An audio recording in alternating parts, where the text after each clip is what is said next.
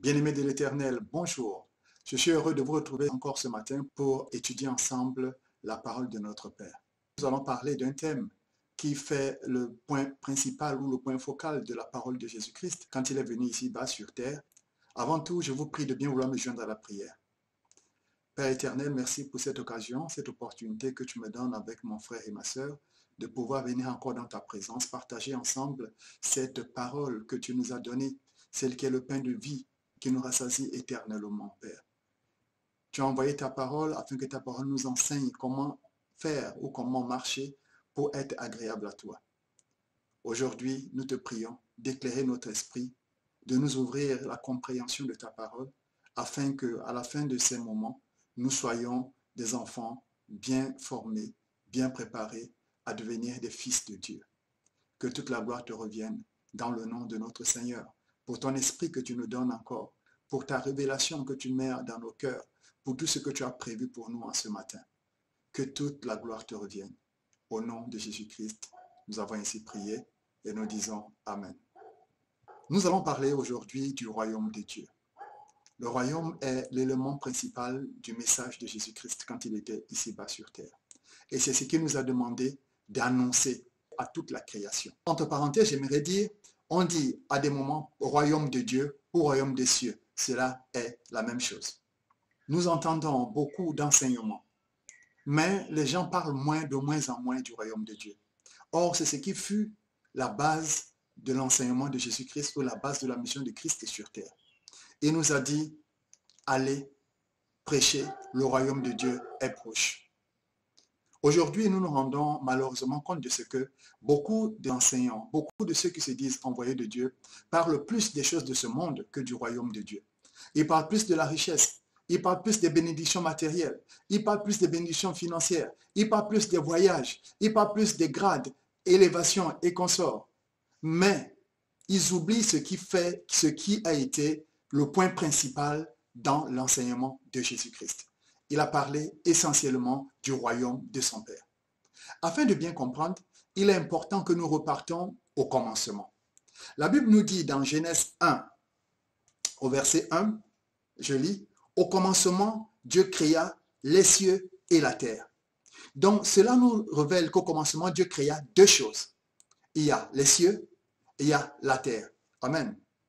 Dans le psaume 11, verset 4, il est écrit, « L'Éternel est dans son saint temple. L'Éternel a son trône dans les cieux.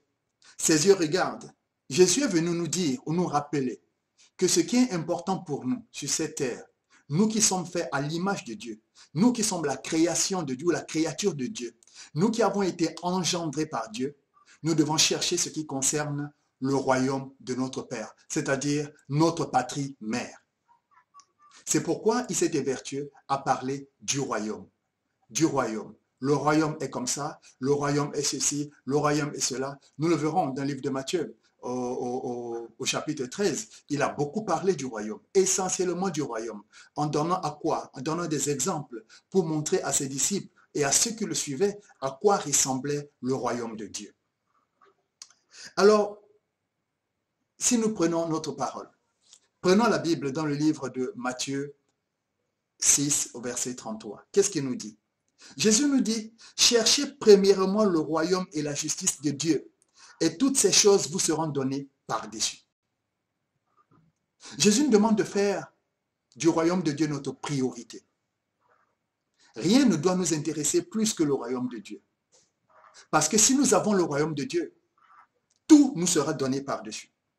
Avant de pouvoir avancer, il nous est important de définir ce que c'est que le royaume par rapport à la Bible. Par royaume de Dieu, la Bible fait allusion au règne, au gouvernement et à l'exercice de l'autorité de Dieu qui s'étend sur toute la création et sur tout l'univers. Dans 1 Chronique 16, 31, il est écrit « Que les cieux se réjouissent et la terre soit dans l'allégresse, que l'on dise parmi les nations, l'Éternel règne. » En effet, le règne de l'Éternel part des cieux jusqu'à sur la terre. Pourquoi? Nous allons voir au commencement, quand il disait que la terre soit, depuis le lieu de sa gloire. La Bible dit qu'il fait du ciel son trône et la terre son marchepied. C'est du lieu de sa gloire qu'il a commandé. Il a appelé à l'existence toutes ces choses, elles ont existé. Dans Colossiens 3, de 1 à 2, qu'est-ce qui est écrit? Si donc vous êtes ressuscité avec Christ, cherchez les choses d'en haut, où Christ est assis à la droite de Dieu. Affectionnez-vous aux choses d'en haut et non à celles qui sont sur la terre. C'est ce que Jésus-Christ est venu nous enseigner. Il est venu nous dire, ce qui est important, ce n'est pas ce qui est sur la terre. Ce qui est important, c'est ce qui est dans le royaume de Dieu. Pourquoi? Parce que ce qui est sur la terre périra un jour, finira un jour, se détruira un jour. Or, ce qui est du royaume, ce qui est dans le royaume des cieux, ne périra jamais. Chercher le royaume de Dieu veut dire s'intéresser aux choses de Dieu, s'attacher aux choses d'en haut. Il faut s'intéresser au plan de Dieu. Il faut s'intéresser à la volonté de Dieu. Il faut s'intéresser aux lois de Dieu, à la manière de Dieu de voir les choses et non à celle du monde. Nous avons tous compris, nous avons tous appris que la vision du monde a été corrompue depuis que Satan est entré dans l'homme et il a corrompu la pensée d'Adam et Ève dans le jardin. Les pensées des hommes ont été corrompues par la volonté de Satan, celle qui est de détruire à tout moment. Il est écrit, cherche premièrement le royaume. Ne cherche pas premièrement ce que tu vas porter. Ne cherche pas premièrement ce que tu vas manger. Ne cherche pas premièrement les choses qui te font plaisir, mais cherche premièrement le royaume, c'est-à-dire la volonté de Dieu, le règne de Dieu, afin d'être conforme, afin d'être à l'image de ce que Dieu attend.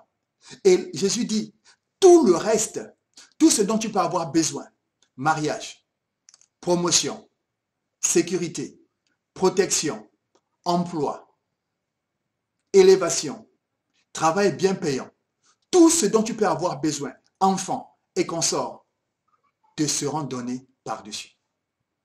Malheureusement, nous avons constaté que beaucoup qui s'approchent de Dieu ne s'approchent pas de Dieu parce qu'ils cherchent le royaume de Dieu. Au fait, ils ne s'approchent pas de Dieu parce qu'ils cherchent le cœur de Dieu. Quand on parle du royaume de Dieu, c'est le cœur de Dieu, la volonté de Dieu. Ils s'approchent de Dieu parce qu'ils ont besoin de quelque chose. Ils s'approchent de Dieu parce qu'ils ont un besoin. Ils veulent au fait que Dieu soit leur serviteur pour leur donner ce que leur cœur désire. Et non eux, et non le contraire, eux être les enfants de Dieu pour faire la volonté de Dieu. C'est ça le problème. C'est ainsi que nous voyons des gens aller d'église en église, d'année en année. Ils prient, ils jeûnent, ils font tout ce qu'il faut, mais ils n'ont pas le résultat. Au fait, c'est simple. Pourquoi? C'est parce qu'ils cherchent premièrement les choses de ce monde, les choses qui n'ont pas de valeur.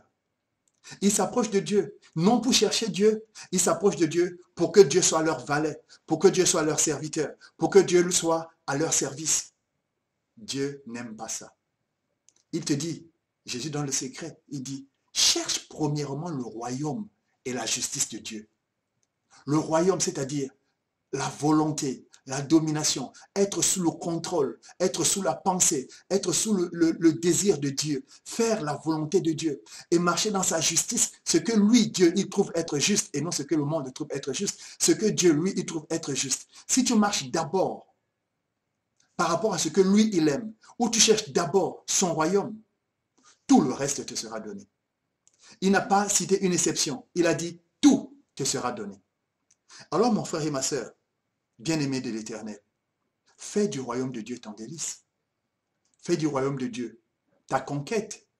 Fais du royaume de Dieu le temps que tu mets pour prier.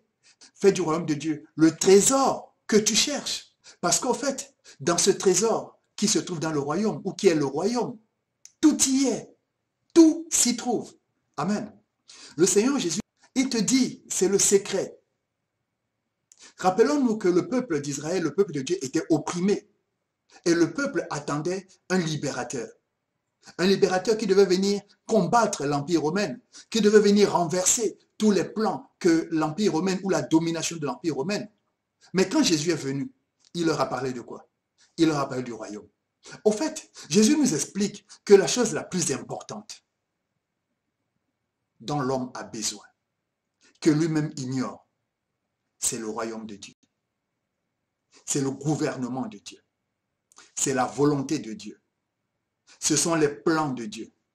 Ce sont les choses que Dieu, lui, y trouve importante. C'est ça qui est important pour l'homme. Parce que si l'homme marche sous le gouvernement de Dieu, rien de ce monde ne peut avoir le dessus sur lui. Amen. Donc, bien-aimé, tu es un citoyen du royaume de Dieu. Intéresse-toi d'abord aux choses du royaume. Laisse les autres choses, elles vont venir. Dieu en prendra soin lui-même. Il te dit, intéresse-toi. Pendant que tu vas commencer à t'intéresser à ce que aime Dieu, à la volonté de Dieu, au plan de Dieu, au principe de Dieu, le royaume aussi va commencer à s'intéresser à tes besoins, va commencer à s'intéresser à ce qui manque dans ta vie. C'est ça le secret. Jésus dit, le secret, ne t'occupe pas de ce qui te préoccupe maintenant. Occupe-toi d'abord de chercher le royaume. Au fait, c'est comme pour dire, pour résoudre le problème qui se trouve ici bas sur terre, connecte-toi au principe divin, au principe du royaume, alors tu auras la solution. Dans Marc 10, verset 15, il dit, je vous le dis en vérité, quiconque ne recevra pas le royaume de Dieu comme un petit enfant, n'y entrera pas. Pourquoi Jésus nous dit que quiconque ne reçoit pas le royaume de Dieu comme un petit enfant? Un petit enfant ne cherche pas à se poser des questions pour comprendre le pourquoi et le comment. Un petit enfant, quand son père lui donne, il reçoit avec joie. Il est content. Regardez, pendant un anniversaire ou à une occasion, ou alors quand vous revenez tout simplement de la route, vous appelez votre enfant, vous lui dites, tiens, voici ce que je t'ai gardé. Il va être heureux. Il va être content. Il ne va pas chercher à savoir comment tu as fait pour l'avoir. Il ne va pas chercher à savoir comment tu t'es battu pour l'avoir. Non, il est tout simplement heureux. Quand tu donnes des instructions à ton enfant, il ne cherche pas à savoir le pourquoi il marche d'après ce que son père lui dit de marcher. C'est pourquoi Jésus nous dit, si vous ne recevez le royaume de Dieu comme un petit enfant, l'enfant reçoit ce qu'on lui dit, il le garde. Et il fait comme on a dit. Il ne cherche pas à savoir comment ça va se faire, pourquoi ça va se faire, mais c'est seulement que je dois faire ce que mon père me demande. Croire sans voir est du domaine de la foi. Or, la foi en Dieu ou la foi de Dieu vient de ce qu'on entend, de la parole de Christ. La foi en Dieu, la foi de Dieu vient de ce qu'on entend de la parole de Christ. Au fur et à mesure que tu entends et que tu obéis à ce qui t'est dit, tu vois les résultats. C'est ainsi que la foi grandit, la foi s'installe en toi. N'oublions pas, dans le royaume de Dieu, la monnaie d'échange pour acheter quelque chose ou pour recevoir quelque chose, c'est la foi. Il est écrit, il est le consommateur de notre foi. Amen. Pourquoi Jésus demande de croire comme des enfants? Il a répondu à Nicodème dans Jean 3, 12 à 13. Qu'est-ce qu'il lui dit? Si vous ne croyez pas quand je vous ai parlé des choses terrestres, comment croirez-vous quand je vous parlerai des choses célestes? Personne n'est monté au ciel, si ce n'est celui qui en est descendu, le Fils de l'homme qui est dans le ciel. Oui, personne n'est venu du ciel, ce n'est que Christ lui seul. C'est pourquoi il nous dit, nous devons chercher les choses d'en haut. Nous devons d'abord chercher le royaume de Dieu. Il ne faut pas s'intéresser à ce qui est de la terre, parce que ce qui est de la terre passera. Tous les désirs de ton cœur, Dieu peut te les donner, car il a toutes ces choses. Il dit, quand tu es en lui, tu as pleinement droit à tout ce qui est dans les cieux, car tu es héritier et co-héritier avec lui. Tout ce qui appartient au Père t'appartient aussi. Mais alors, comment être avec le Père? Cherche à savoir ce que le Père aime. Cherche à savoir quelle est la volonté du Père. Cherche à lui être agréable. Ainsi, tu entreras au fur et à mesure en communion avec ton Père et le règne de Dieu descendra dans ta vie et se manifestera en toi. Parce que sans le règne de Dieu, c'est-à-dire sans le royaume de Dieu, tu ne peux rien. Tu ne peux rien du tout. Quand Jésus parlait du royaume de Dieu, les pharisiens étaient frappés. Ils se demandaient, mais ce gars parle de quelque chose. Cette chose est où? Ce royaume-là, il est où? Jésus leur dit, mon royaume n'est pas de ce monde. Ils se demandent, le royaume-là est où? Il est où? Il va venir comment? Quand il viendra, comment le verra-t-on? Il aura quelle couleur? À quoi va-t-il ressembler? Jésus leur répond dans Luc 17, à partir du verset 20 et 21. Qu'est-ce qu'il leur dit? Les pharisiens demandèrent à Jésus quand viendrait le royaume de Dieu. Il leur répondit, le royaume de Dieu ne vient pas de manière à frapper les regards. Le royaume de Dieu ne vient pas de manière à frapper les regards. Ce n'est pas quelque chose de physique. Ce n'est pas quelque chose de spectaculaire. Ce n'est pas quelque chose, le royaume de Dieu, de palpable ou alors de physique que l'homme peut voir afin de courir et se cacher. Non, le royaume de Dieu, il dit, il ne vient pas de manière à frapper les regards. 21. On ne dira point, il est ici ou il est là-bas, car voici, le royaume de Dieu est au milieu de vous. Quand Jésus faisait allusion au royaume de Dieu qui est au milieu de vous, il faisait allusion à lui-même Jésus, parce que le règne de Dieu était sur lui. Le royaume de Dieu était au milieu d'eux, qui leur parlait. Il ne devait pas venir de manière à frapper les yeux. Au fait, il était en train de leur dire que le royaume de Dieu, ce n'est pas le manger ni le boire, mais c'est marcher d'après les instructions, d'après les principes de Dieu, d'après la volonté de Dieu, d'après ce que Dieu a établi dans le ciel et sur la terre. C'est ainsi qu'on est agréable à Dieu. Donc ne cherchez pas que quelqu'un vous dise, voici le royaume de Dieu, apparaît un extraterrestre qui se tient là, qui se met à parler d'une voix forte. Non, il dit, c'est pas comme ça. Le royaume de Dieu, le gouvernement de Dieu est un système. Dans ce système, sa volonté est une loi, ou ses volontés sont des lois. Et quand tu appliques ces lois, tu marches d'après ses volontés, tout ce que ton cœur désire, tu l'as. Entrer dans le royaume de Dieu signifiait entrer dans une réalité où Dieu règne, où Dieu domine. Cela nous emmène à expérimenter les bontés de Dieu, telles que les guérisons, la libération, la délivrance, la restauration, la sanctification, devenir enfant de Dieu, marcher dans la réalité du royaume de Dieu, manifester le surnaturel de Dieu sur cette terre. Quand on entre dans le royaume des cieux, c'est vouloir expérimenter le règne de Dieu, se mettre sous le contrôle de Dieu et marcher dans sa vie comme Dieu le demande. Comme tous les royaumes qui existent, ou comme dans tous les pays, le royaume de Dieu aussi a des principes et des lois que les croyants ou les citoyens de ce royaume doivent respecter. Tu ne peux pas dire que tu es citoyen du royaume de Dieu si tu ne marches pas d'après ce que dit le royaume de Dieu, si tu n'as pas un passeport de ce royaume, si tu ne fais pas partie de ce royaume.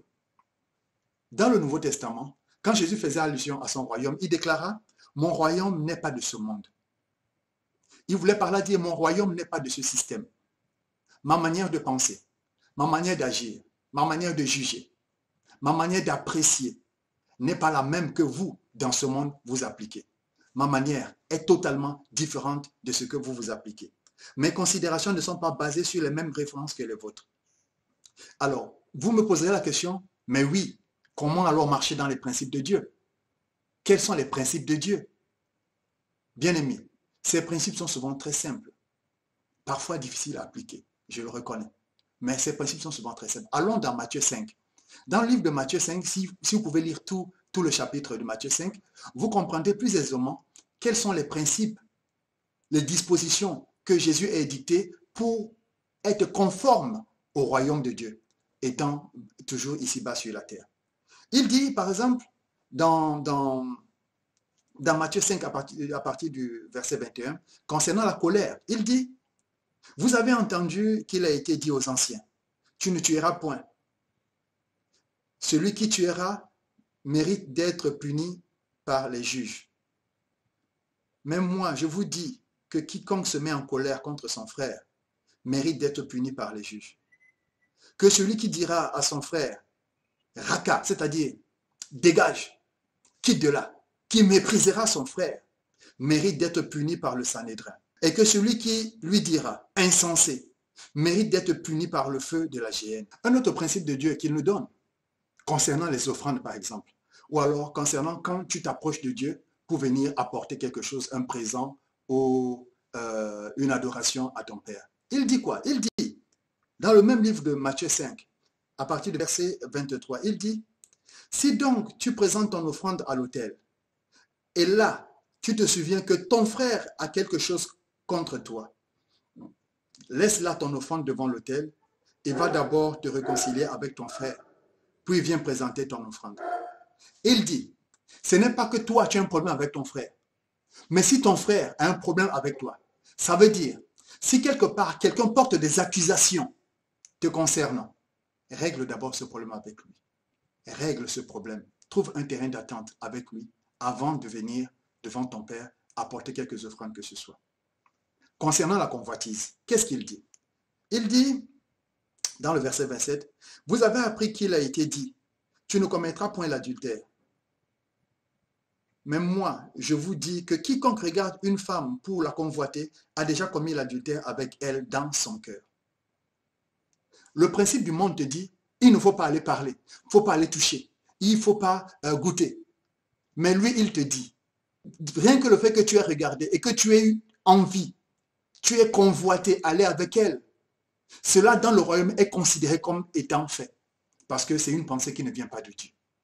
L'autre principe du royaume, il dit sur la terre, concernant quand il faut jurer sur quelque chose, attester que ce qu'on dit est vrai, sur la terre, vous jurez sur la tête de votre père, sur la tête de votre mère, sur la tête de vos enfants. Il dit non, mais dans le royaume de Dieu, c'est pas comme ça.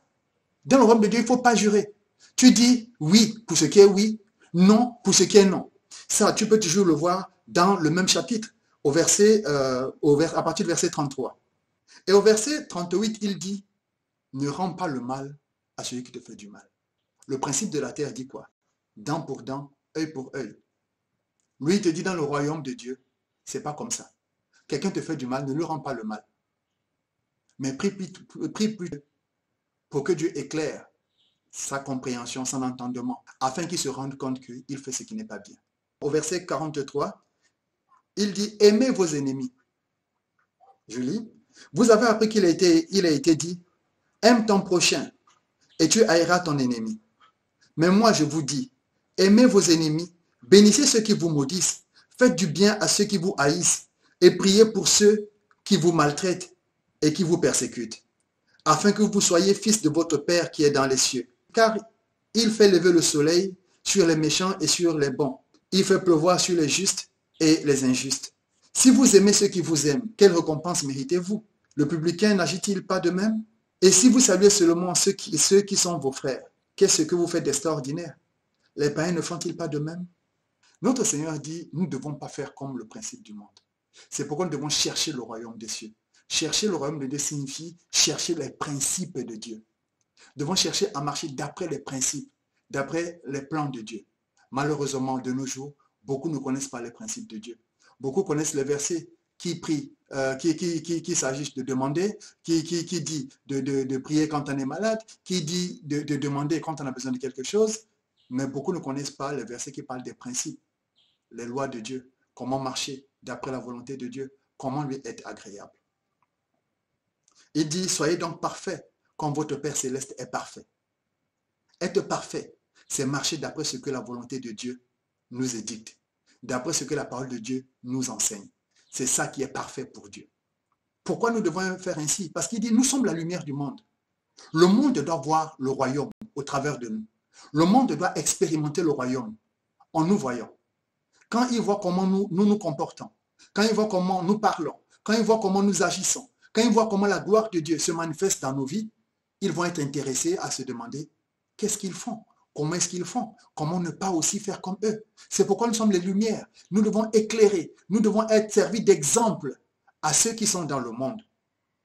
Si tu dis que tu aimes Dieu, tu aimes le Seigneur Jésus, tu as donné ta vie à Christ Jésus, ça veut dire que tu dois marcher d'après les principes de Dieu. Il le dit dans 1 Jean 5 au verset 3. Il dit, car l'amour de Dieu consiste à garder ses commandements. Et ses commandements ne sont pas pénibles. Parce que tout ce qui est né de Dieu triomphe du monde. Et la victoire qui triomphe du monde, c'est notre foi. Notre foi, la foi, c'est quoi? La foi est une ferme assurance. Qui vient de quoi? De la parole de Dieu. Amen. La foi au royaume de Dieu vient suite à ce qu'on ait écouté ou suite à ce qu'on a été en contact avec la parole du royaume, c'est-à-dire la parole de Dieu.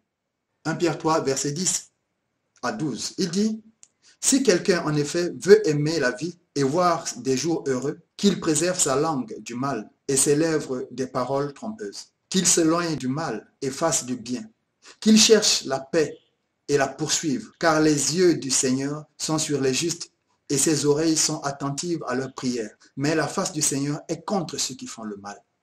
Mon frère, ma sœur, il te dit encore que si tu veux que Dieu te regarde, si tu veux que Dieu réponde à tes demandes, tourne tes regards vers lui. Cherche ce qui est juste d'après lui. Cherche à marcher d'après les principes du royaume. Ainsi, tu vas lui être agréable. Et quand tu es agréable à lui, lui, ses yeux se tournent vers toi. Il te regarde, il te suit, il répond à tes besoins, il corrige les situations qui sont mal positionnées dans ta vie. Pour conclure, qu'est-ce que nous allons dire? Le royaume de Dieu appartient aux violents. C'est ce que Dieu lui-même a dit. Jésus-Christ a dit dans Matthieu 11 au verset 12. Il dit, depuis le temps de Jean-Baptiste jusqu'à présent, le royaume des cieux est forcé. Et ce sont les violents qui s'en emparent.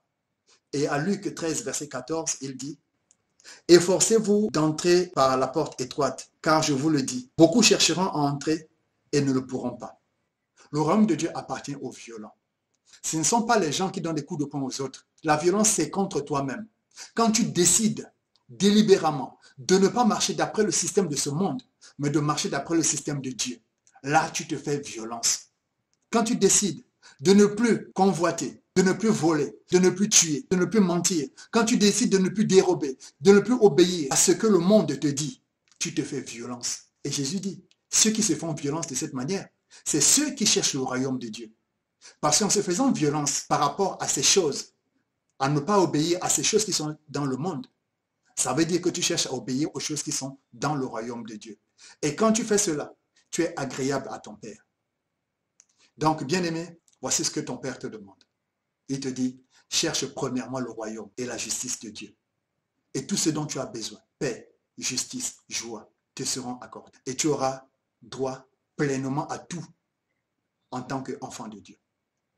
Que l'Éternel te bénisse.